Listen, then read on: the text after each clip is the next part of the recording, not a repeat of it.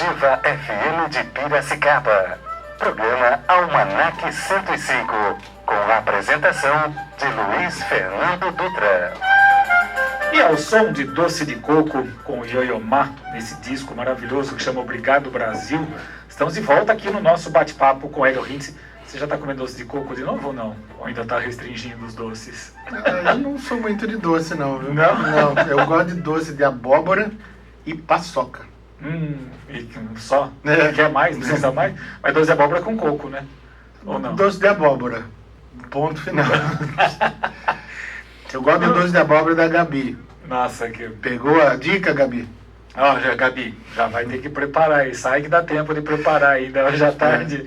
Mas realmente, os doces caipiras que a gente chama são muito bons, né? Como é gostoso. E é muito legal, porque assim, de novo, né? O furor que eu tenho de tentar levantar o óbvio para mostrar, olha, um doce é um produto da cultura humana. O doce é uma forma que a gente acha que um doce... Vamos fazer um doce? Vamos fazer um doce. O doce nasce como um sistema de conserva. Então você tem lá o pé de amora bombando de amora e abóbora e isso e aquilo. As frutas estão lá. As frutas têm uma perecibilidade muito grande. Então passa a safra, você perde tudo, né? Você tem que estocar. Bom, como que a gente faz isso? Bom, o açúcar conserva. As pessoas foram descobrindo que produzir, as frutas tinham o próprio açúcar, cozinhar, não tinha geladeira, né? Então eram processos.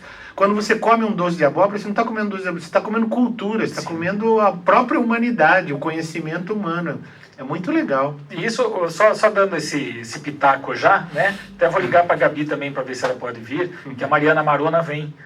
Logo na primeira semana de abril, do dia 2 de abril, ela vem para falar, justamente porque ela está produzindo os pães, né?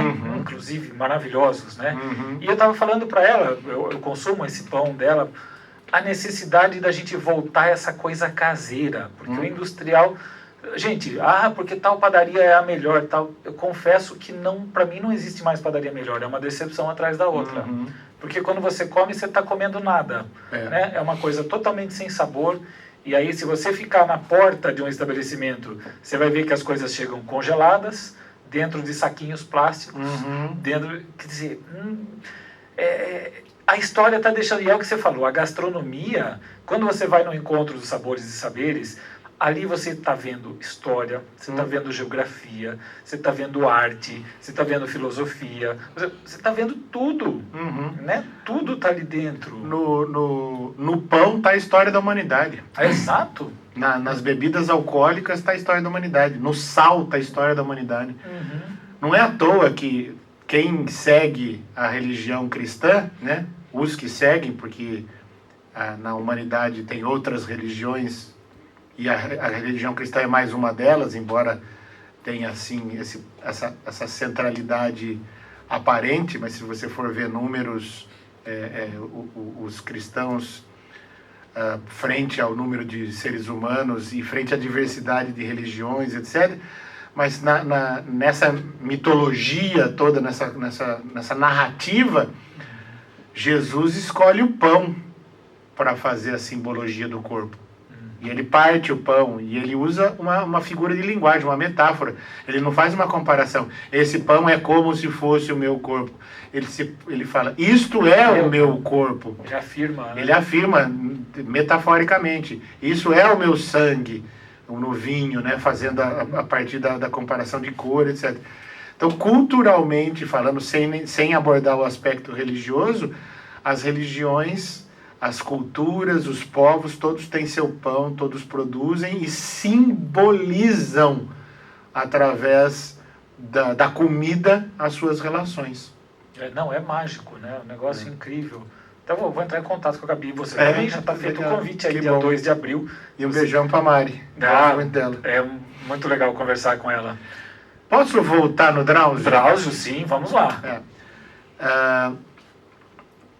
Óbvio que houve uma cobertura. A gente sempre tem que lembrar que se a TV está junto, A TV, a mídia em si, a mídia hegemônica, a mídia que é a grande mídia, ela tem uma pauta, gente. E ela define os temas. Eu não sei se vocês já repararam, já pensaram nisso, mas assim, semanalmente a gente vai trocando de assunto. É a carne, é o BBB, é o Drauzio, é a Bolsa, é o Corona, é a China, é a Itália, é o impeachment do Trump, é o que o cara lá disse, o cara lá falou, o cara lá desmereceu.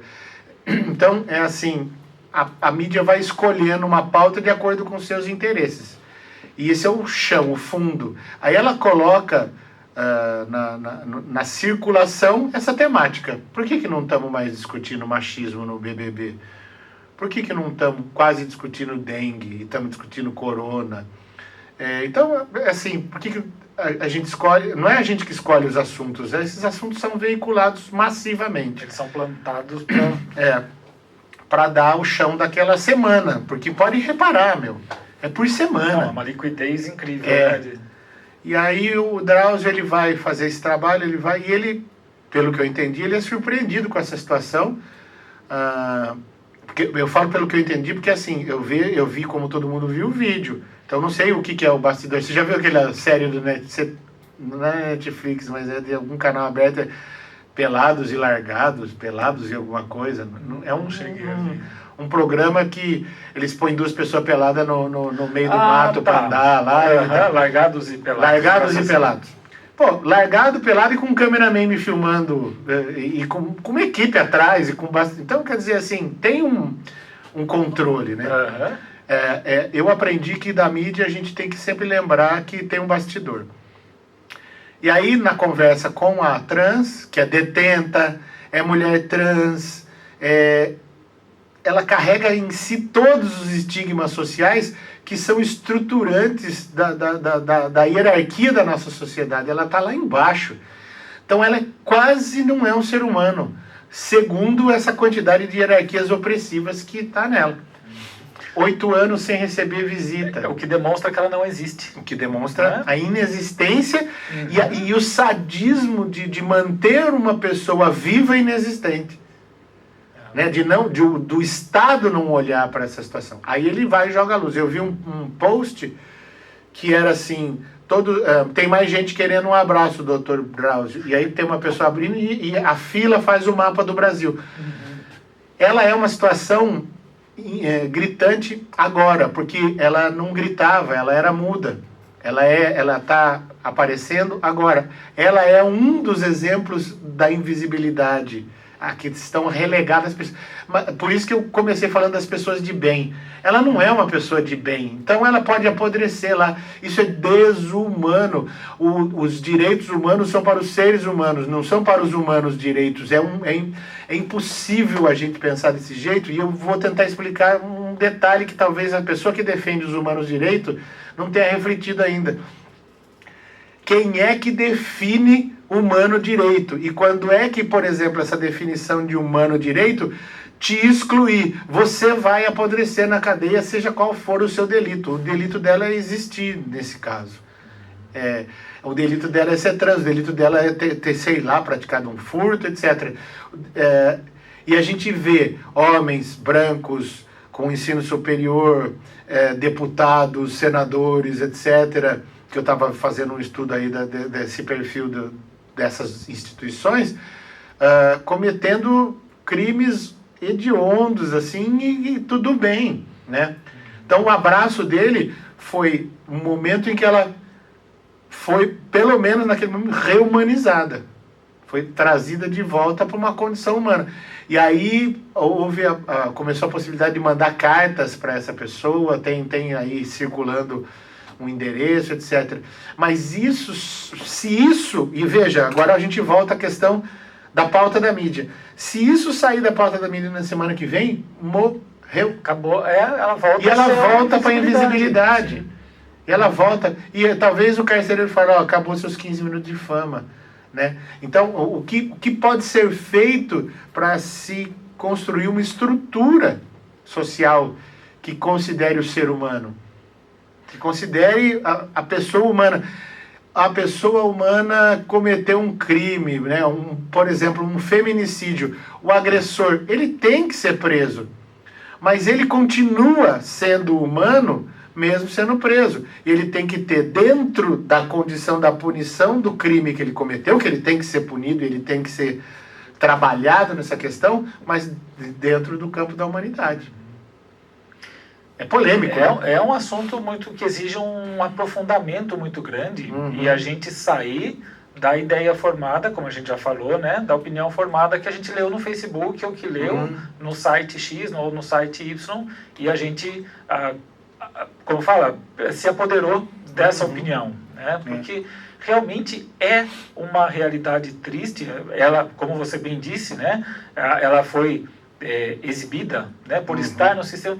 E aí a gente começa a pensar, quantos idosos já não recebem um abraço de um familiar, ou nos asilos, que não recebem uma visita, muitas vezes até mais tempo do que isso, né? Quantas pessoas que a gente vê aí na solidão extrema e a gente não enxerga, né? Quer dizer, todos estamos cegos, surdos, né? Seria melhor que se nós estivéssemos mudos. Né? Mudos não estamos. Porque para falar besteira tem bastante gente, né?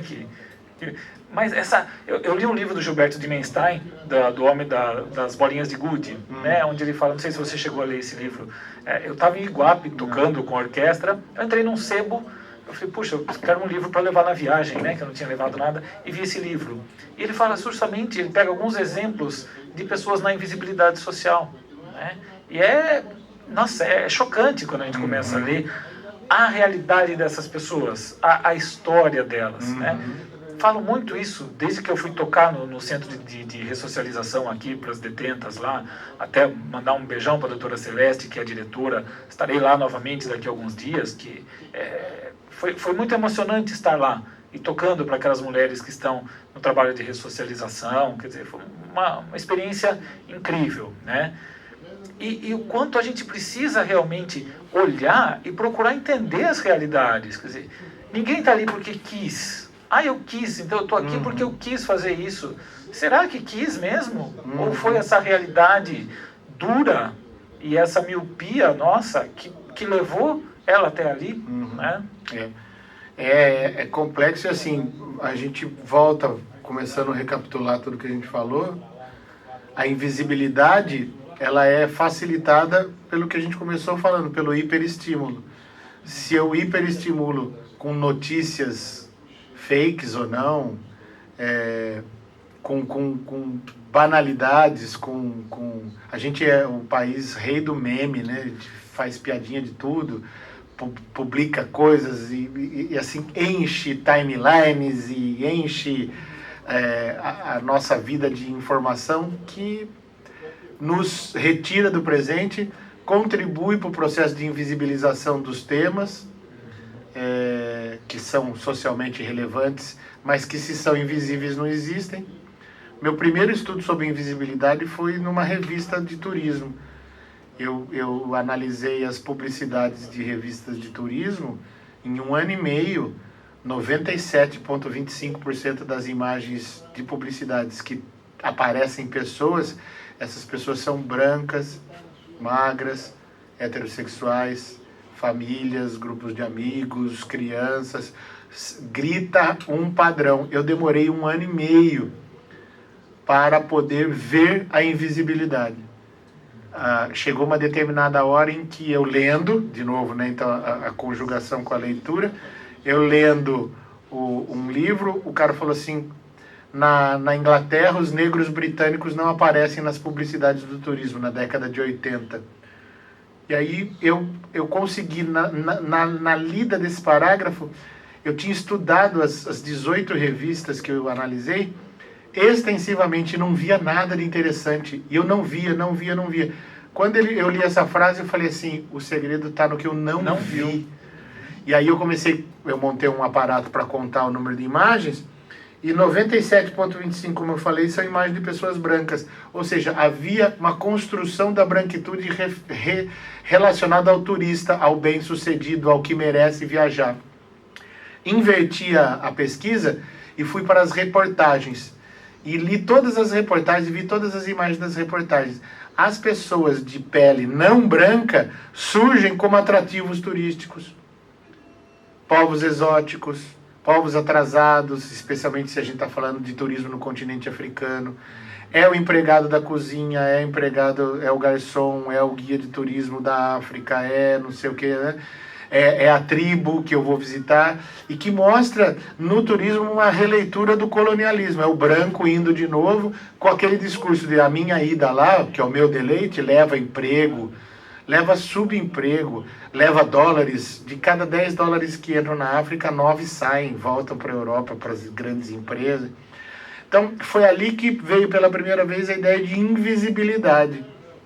E se a gente começar a aguçar os nossos olhos, a gente vai perceber como tem invisibilidade. A questão do idoso é uma questão da invisibilidade. A questão das pessoas trans é de invisibilidade. A questão carcerária para nós que estamos aqui fora é absolutamente invisível. E a gente vai comprando o que é publicado, ideias que são veiculadas, sempre com interesse. Sempre que alguém veicula alguma informação, veicula essa informação com interesse. Nossa, estamos chegando no final, infelizmente. Vamos marcar já o próximo para a gente continuar com essas reflexões. Legal. Tem mais algum convite, algum exercício para essa temporada, para esses dias? Nem pensando em exercício. O meu convite é que quem quiser vá aos encontros de segunda, na Avenida Independência 1146, ali na Diocese, mas é só o aluguel de uma sala, nós não temos vínculos religiosos ali, né? A gente usa a sala, é bom deixar isso claro. Sim, com certeza. O meu trabalho todo é desvinculado de vínculos religiosos político-partidários. Então, o encontro da segunda, e não sei se posso falar isso aqui, depois qualquer coisa você edita, né? Então, tchau, valeu, gente, e eu vou falar para os empresários, né? Empresários, donos de empresa. As empresas são locos de convivência das pessoas. Então, as empresas são lugares onde o racismo, o machismo e todos esses empecilhos estão ali presentes, porque as pessoas levam e as empresas reproduzem essas estruturas nas suas próprias estruturas. Eu trabalho com isso, com levar essa questão que é espinhosa, mas que, gente, é preciso, porque se vocês não enfrentarem a convivência nesse lugar, que as pessoas são postas normalmente à força, né? Porque todo mundo precisa ganhar dinheiro e está lá trabalhando na firma. O machismo, você que se constrói, né, a relação. E a empresa precisa ter uma cultura organizacional que enfrente isso. Se não fizer isso, e o mercado está começando a exigir esse tipo de postura, vai ser prejudicada muito. Se precisarem de qualquer coisa, eu estou à disposição. www.fazerpensar.com.br e a gente se fala. Legal. Um merchan aqui, porque acho que é importante também deixar essa questão clara. Um abraço. Obrigado, Hélio. Valeu.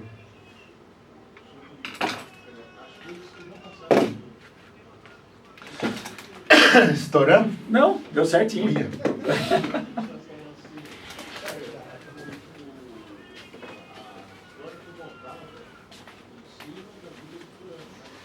Foi em cima.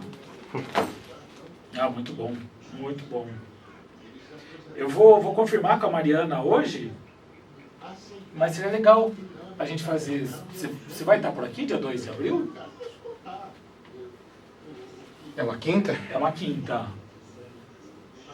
É porque ela falou que ela está trabalhando de manhã no Senac.